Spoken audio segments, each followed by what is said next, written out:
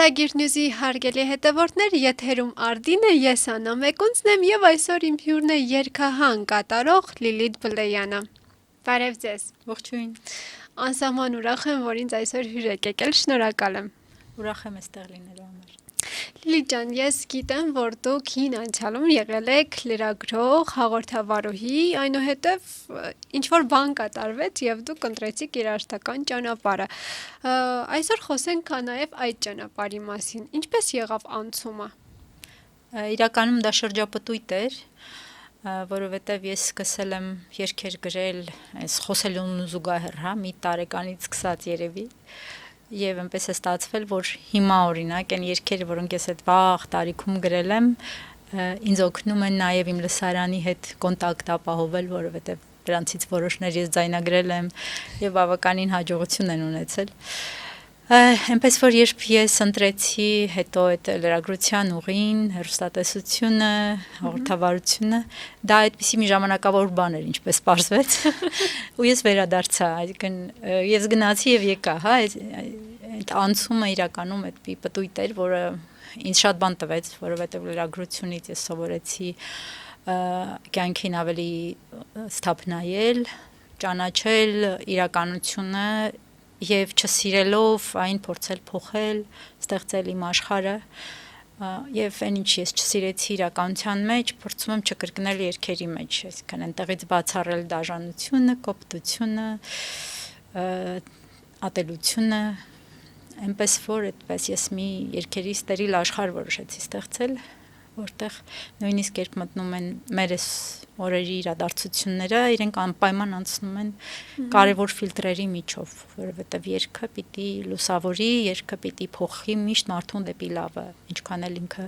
պատմի իրեն դժվար ժամանակների մասին, միևնույնն է ինքը պիտի մարդուն միշտ թունելից դուրս ուղղորդի։ Այո, շատ կարևոր բան ասեցիք, իմիջիալից ուզում եմ նշել, որ մեր հայկական երաժշտության մեջ լուսավոր երգերը շատ քիչ են, ես չգիտեմ ինչու է այդպես, բայց հիմնականում բոլորը խոսում են ցավից, տխրությունից, տառապանքից, կորստից, եւ այն, որ դուք միշտ խոսում եք լույսի եւ հաղթանակի մասին, դա շատ մեծ գաղափար է իր մեջ կրում։ Շնորհակալ եմ ձեզ դրա համար։ Լիլիթ ջան, մարդն ամբողջ կյանքում կառուցում է իր ինքնությունը, բայց արվեստագետը երբեմն ստիպված է քանդել այն, որ նոր բան ստեղծի։ Ձեր փլուզումները, ձեր ներսում, ձեզ ինչի հասցրեցին եւ մինչեւ որ կետը կարողացաք ճիշտ հաղթահարել այդ փլուզումները։ Ամբողջը ինքնաճանաչման ճանապարհ է մեծ հաշվով ծնվելու պահից սկսած, երբ դու որոշում ես, որ դու այս աշխարհը պիտի ճանաչելով հաղթահարես, կյանքը պիտի ճանաչելով ապրես, դու անցնում ես ինքնաճանաչման այդ ուղին, այնպես որ այդտեղ կլինի դժվար պահ, կլինի փլուզում, կլինի այնպիսի մի անսպասելի հարված, որին ոչ մեկս պատրաստ չէինք, միևնույնն է դա դառնում է այդ ճանապարհի մի մասը, եւ եթե դու բաց աչքերով ու բանին պատրաստ ես, հա, փոփոխությունների պատրաստ ես գնում այդ ճանապարհով, միևնույնն է մինչև վերջ կոտրվել, մինչև վերջ քեզ հաղթել չի ստացվի։ Նույնիսկ այդ հաղթել բառն էլ չեմ սիրում, գիտեք, անկեղծ եմ ասում, որովհետև այդտեղ բան կա սուտ հակամարտություն, մենք ինքներս մեզ չպիտի հաղթենք, մենք ինքներս մեզ հետ պիտի անընդհատ խոսակցության մեջ լինենք,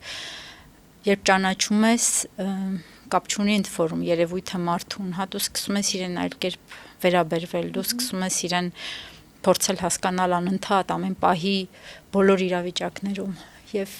մեր այսօրվա ժամանակների ամենադժվար բանը, որ ինձ չի տրվում, եթե խոսենք այդ անհաղթահարելի այս դժվարություններից, հենց այն է, որ ինձ շատ դժվար է տրվում հիմա հասկանալ այսօր կատարվող շատ բաներ, մարդկանց ներսում, մարդկանց գլխում, մարդկանց արարքներում։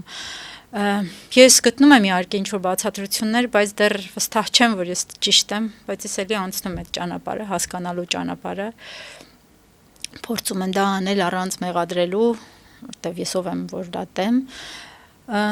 բայց այդ էլի եմ ասում, այդ փլուզումներին չտրվելը այդ ճանաչողության ճանապարհն է, ու ամեն կապ չունի դու որ բանով ես անցնում, ոլորտով ես անցնում այդ ճանապարհի միջով քո ոլորտը որը կլինի, միևնույնն է դու ինքդ քեզ հետ ես անցնում։ Դու միակ մարդն ես, որի դու կարող ես այդ ճանապարհը անցնել։ Այո, ճիշտ է։ Այնպես որ այդ մեր ներքին երկխոսությունը, մեր ներքին հայացքը շատ կարևոր է ու շատ խնդիրներ հենց այսօրվա մեր երկրի գալիս են նրանից, որ մենք մեր ներսում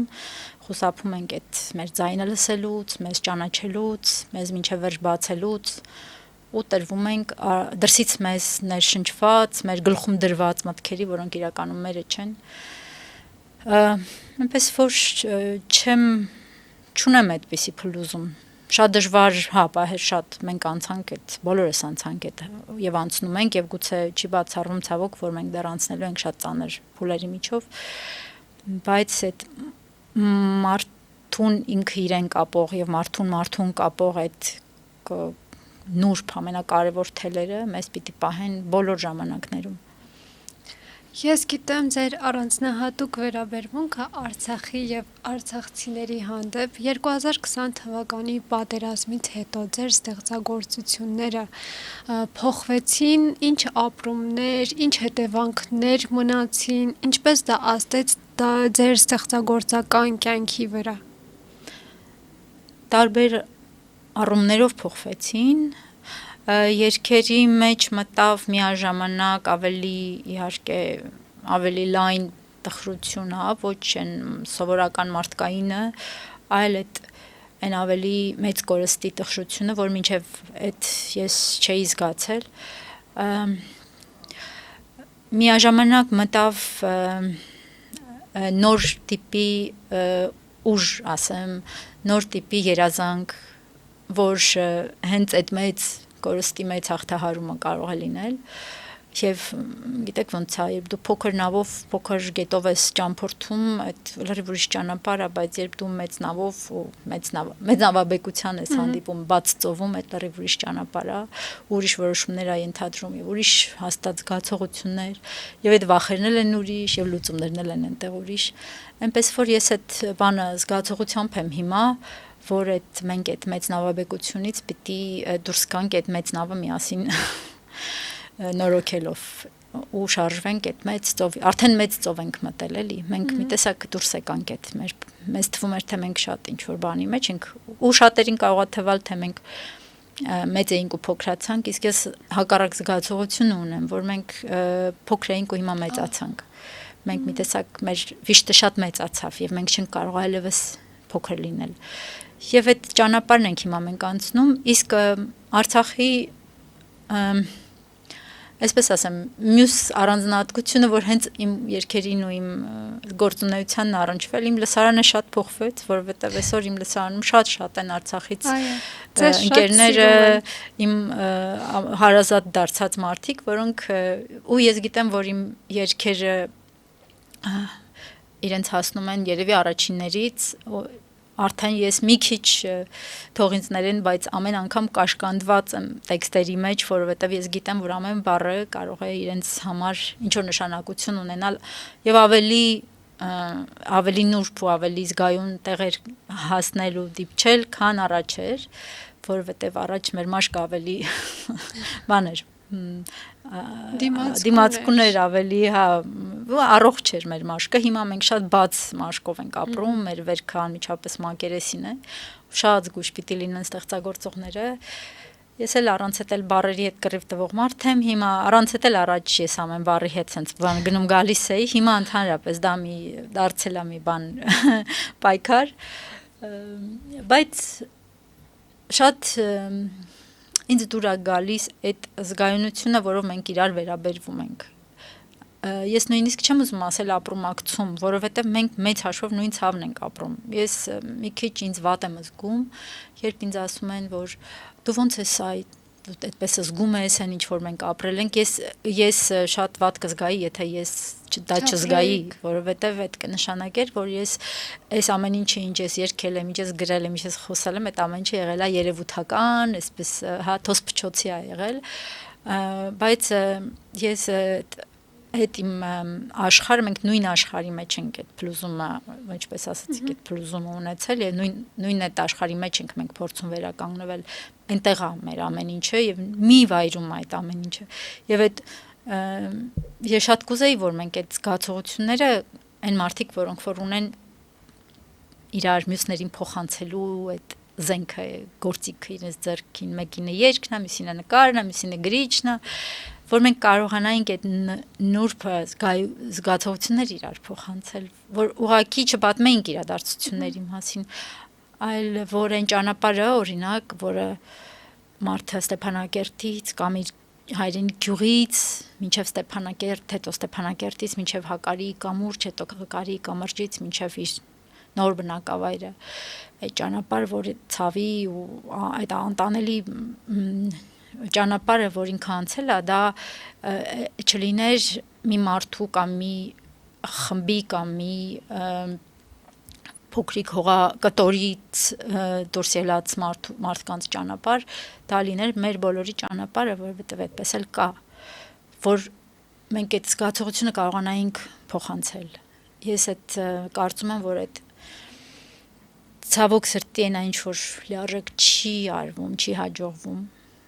ոչ մեկից չի հաջողվում գուցե իհարկե արտաքին շատ գործոններ կան խանգարում են մենք տեսնում ենք որ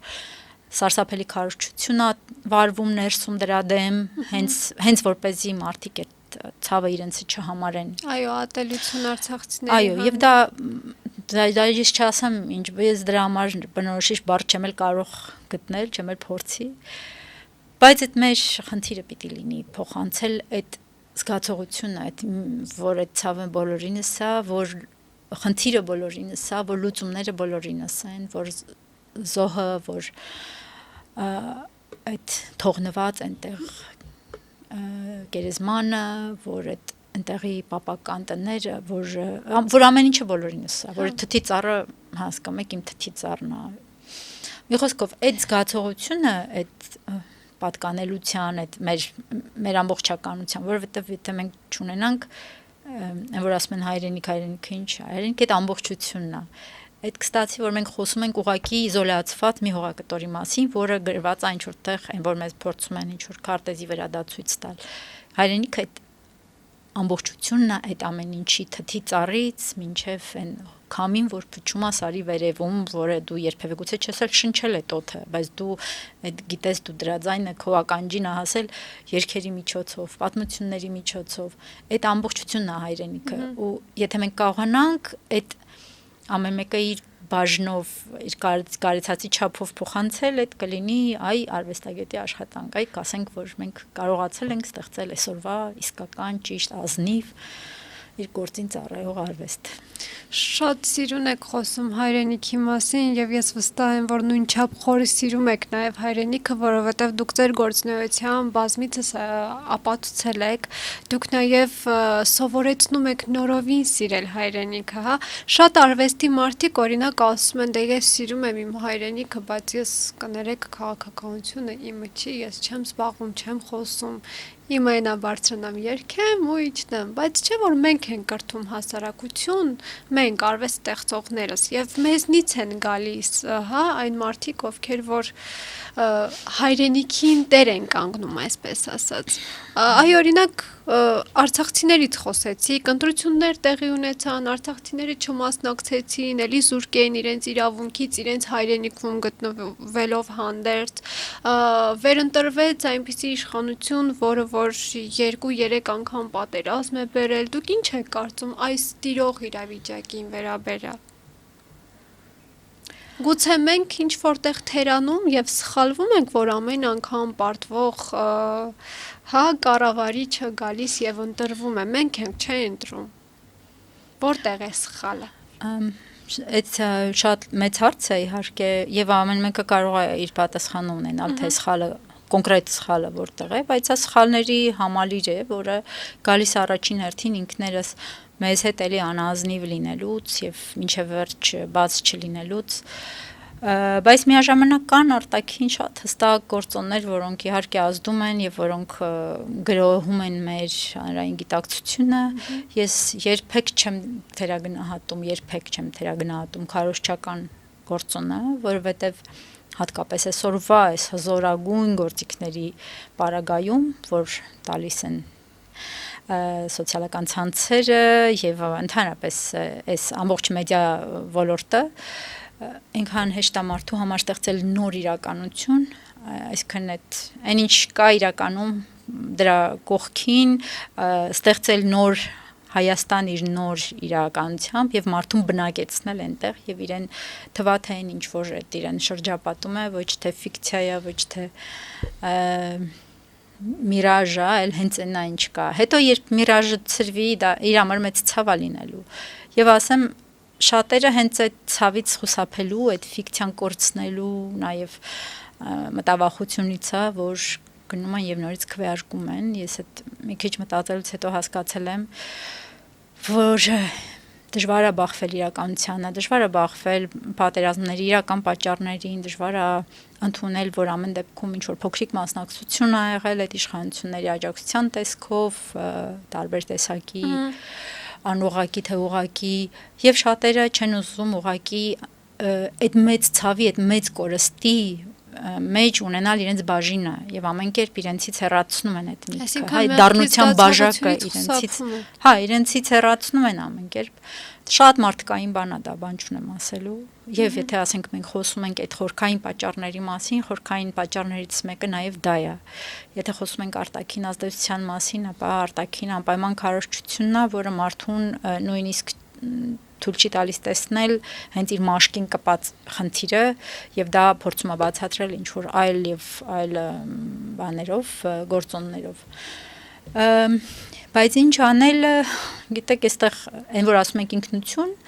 այդ ինքնությունը այստեղ բառ չի էլի։ Մենք սովորել ենք բառերը բան անել, հասարակացնել ու իմաստից կտրել։ Ով եմ ես հարցը շատ հասարակ Պարս ու ճիշտ հարց է, որ ամեն մեկը պիտի իրեն տա։ Ես դրա շուրջ ես վերջերս առիթ ունեցա մտածելու, երբ իմ ընկերներից մեկը Վաղեմի ընկերներից մեկը, երբ ես իրեն հարցրի դու ինչու էիր հայտնվել Էջմիածնի մատույցներում ոստիկանական համազգեստով, չէ որ դու կարող էիր հրաժարվել ու չգնալ, չէ որ դա վատ օր էր հայոց պատմության համար, երբ հայկական զորքը մտավ Էջմիածին, հա։ Ինքը ինձ ասաց ես առաջին հերթին ոստիկան եմ։ Ես տեղ սկսեցի մտածել, բայց ինչ են շնչում ով եմ ես առաջին հերթին։ Հիմա մենք բոլորս առաջին հերթին մարդիկ ենք, որ ծնվել ենք այս փոքրիկ հողակտորի վրա, եւ երևի մեր ամենակարևոր պարտականությունը որպես հենց այստեղ ծնվածների այս հողի վրա մեր շարունակությունը ապահովելն է։ Եվ եթե մենք բավարար ազնիվ ենք ու բավարար սթափ ենք նայում այսօրվա իրադարձություններին, մենք տեսնում ենք, որ մեր ներկայությունը շատ վտանգված է, մեր շարունակությունը շատ վտանգված է այս հողի վրա։ Եվ եթե մենք ուզում ենք տեսնել այն գործոնները, որոնք մեզ օգնում են մնալ այս հողակտորի վրա, պահպանելով այն ամեն ինչը կազմում է, այսպես ասենք, մեր նկարագրի մասը, կլինի լեզուն, կլինի մշակույթը, մենք այդտեղ տեսնում ենք, որ եկեղեցին են ամենակարևոր կառույցներից մեկն է, որը որ մեզ օգնում է դա պահել եւ շարունակել այստեղ մնալով այս հողից սնված ազգային մի տարր։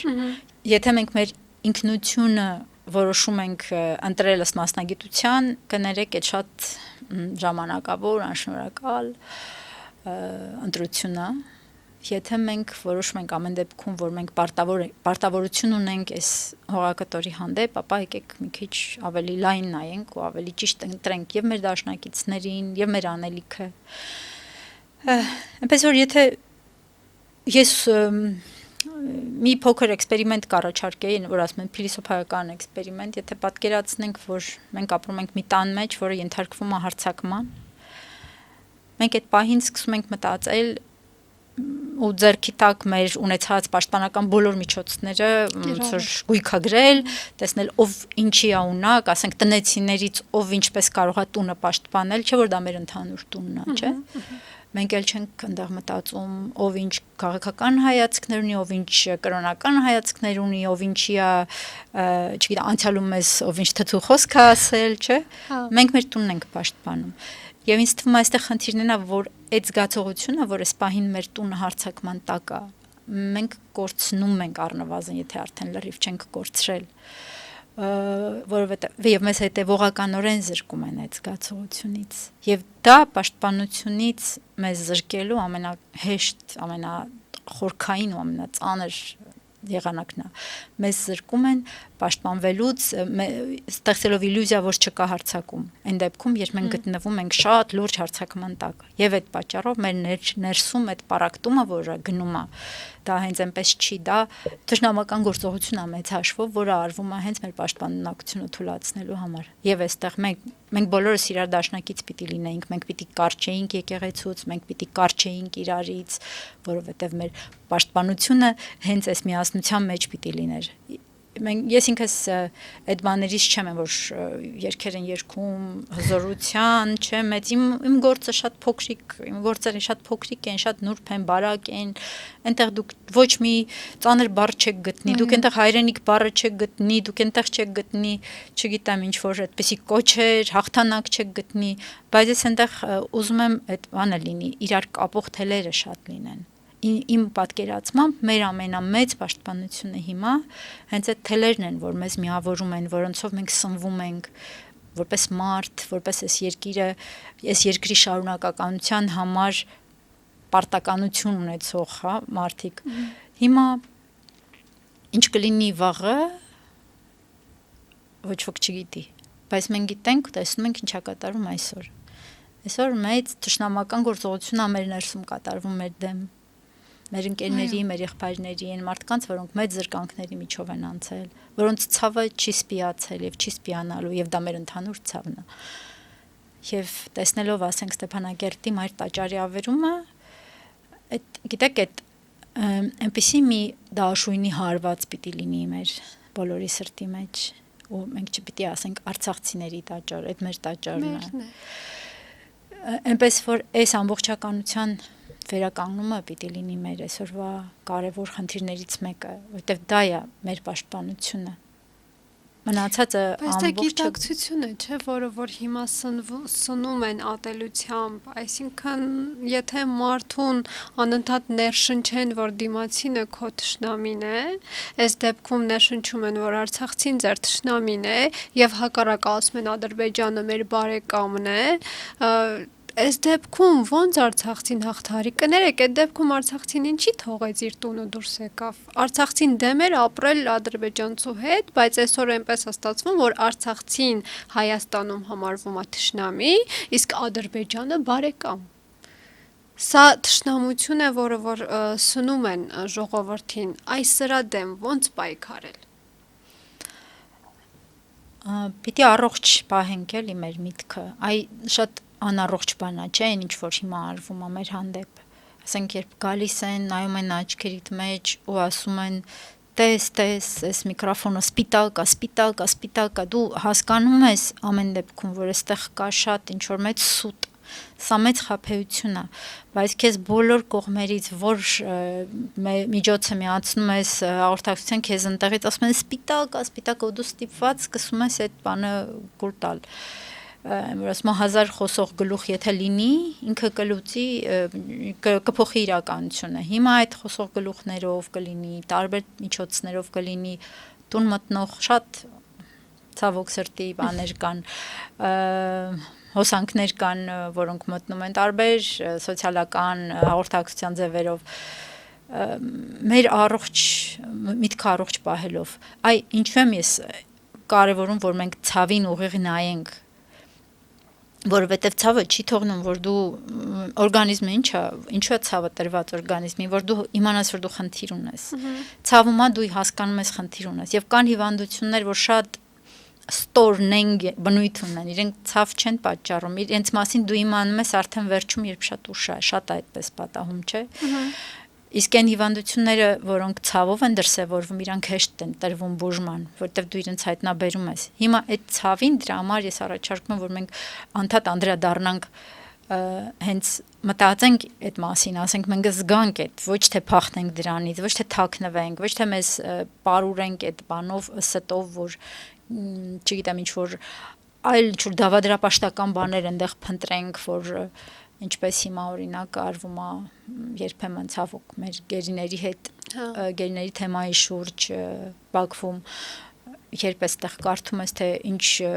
զարմանալի տեսություններ են հյուսվում, թե մարդիկ ինչպես են հայտնվել այնտեղ, երբ բոլորի աչքի առաջ է դա տեղի ունեցել։ Այդ իրականությունից փախչելու, ցավից փախչելու, այդ մեզ թելադրվող ու մեզ պարտադրվող ամեն դեպքում այս իրականությունից մենք պիտի հրաժարվենք, մենք պիտի կարողանանք փոխվել։ Եթե ուզում ենք էլի, որ այս երկիրը ինչ որ մի բանի վիտանի լինի վերջո, չգիտեմ, այդ Լիլիթ ջան, կա մի երգ, որը ձեզ օգնել է պատերազմից հետո սփոփվել, երգ, որով որ դուք բուժել եք ձեր հոգին։ Եթե կա այդպիսի երգ, ես կխնդրեի գոնե մի 4 տող մեզ համար երգել։ Ինձ շատ է օգնել մի կերպար, տարօրինակ կերպար, հին հունական առասպելից Ոդիսևսի կերպարը, որի համառությունը եւ խորագիտությունը եւ տուն վերադառնալու ահռելի ցանկությունը ինձ հույս է ներշնչել, որ դա ամեն դեպքում այդքան 2000 եւ ավելի 3000 կարծեմ տարվա ընթացքում մարդկության պատմության մեջ գալով ու հասնելով մեր օրեր, ամեն դեպքում ինչ որ բան նշանակում է, ինչ որ բան ասում է մեզ այսօր տունդարձի ճանապարհին հերոսի համառությունը եւ իր ուժը եւ իր ամեն գնով տուն հասնելու ցանկությունը ինձ օգնեցին տեսնել այս ճանապարհը, որը ես գծեցի որպես վերադարձ դեպի մեր նոր Իթաքը ու ծնվեց երգ, որը նաեւ իր հետ բերեց մի նոր նախագիծ ամբողջական, հենց վերադարձ Իթաքը, որը համերգների շարք է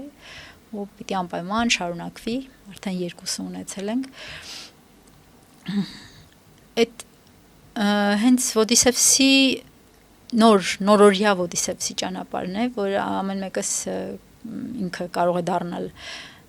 ամեն մեկս որպես Ոդիսևս, իրենից վերցնելով իր ամբողջ այդ ուժը, համառությունը եւ անկոտրում այդ ընթացքը կարող է նստել իր բաժին նավը եւ անպայման հասկանալով, որովհետեւ Ոդիսևսի ամենագլխավոր առանձնահատկությունն այն էր, որ ինքը 10 տարվա ընթացքում տունդարձի ճանապարհի ինքը հասկացավ ինչ էր տունը իր համար, որովհետեւ կորցրել էր տունը, որովհետեւ չէր հասկացել մեծ հաշվով, կորցրել ենք տունը, որովհետեւ չենք մինչև վերջ չենք հասկացել դրա նշանակությունը, այլապես մենք այդպես չէինք, այդքան հեշտ չէր ստացվի մեզնից խլել։ Հիմա մենք պիտի այդ հասկանալով գնանք, եթե ուզում եմ հիշել որ տողը Իթաքեից, կարող եմ ամենավերջին տողը երգել այնտեղից, որովհետև ինքը հենց եզրահանգումն է, որին գալիս է Ոդիսևսը, ասում է, երբ հասնես դու Իթաքը, իջնես հոգնած նավից,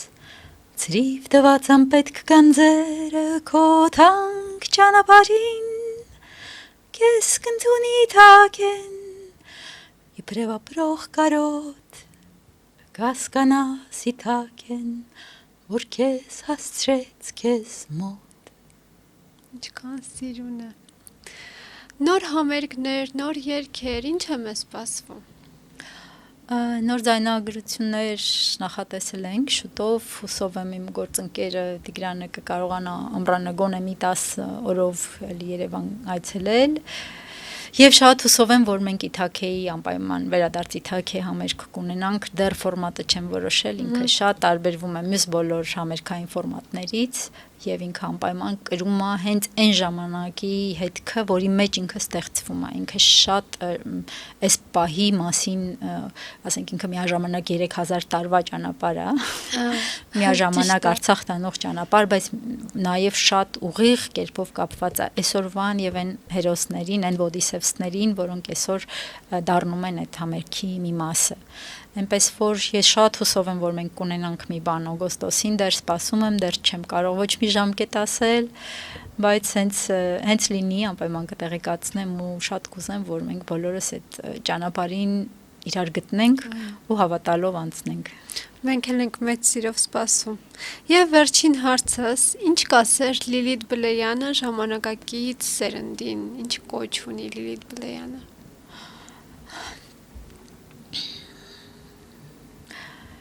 Ոյ, դժվար հարց եք տալիս։ Ես կուզեի իրենք շատ ավելի իրականության մեջ փորձեին մնալ ամեն դեպքում, որովհետև էս էքստրավերտ աշխարհը մեզ անդադ պոկում է մեզնից, ինքը անդադ մեր եւ ոչ միայն բնությունից է պոկում, այլև մեր ներսի բնությունից է պոկում։ Մենք էլ ենք, չէ՞, բնության մաս։ Եվ այդ զգացողությունը, որ մենք այդ ամբողջի մասն ենք, այս մոլորակի, այս շնչող հողի մասն ենք, որ այդ ոչ միայն սարքերի միջոցով իրենք դուրս չմնային այդ ամեն ինչ այդ իրական կյանքից, այլ նաև այս նոր հաղորդակցության ֆորմատների պատճառով, որովհետև իրենք կարծես ավելի ստիպված են ինչ որ բան ցույց տալ, քան լինել։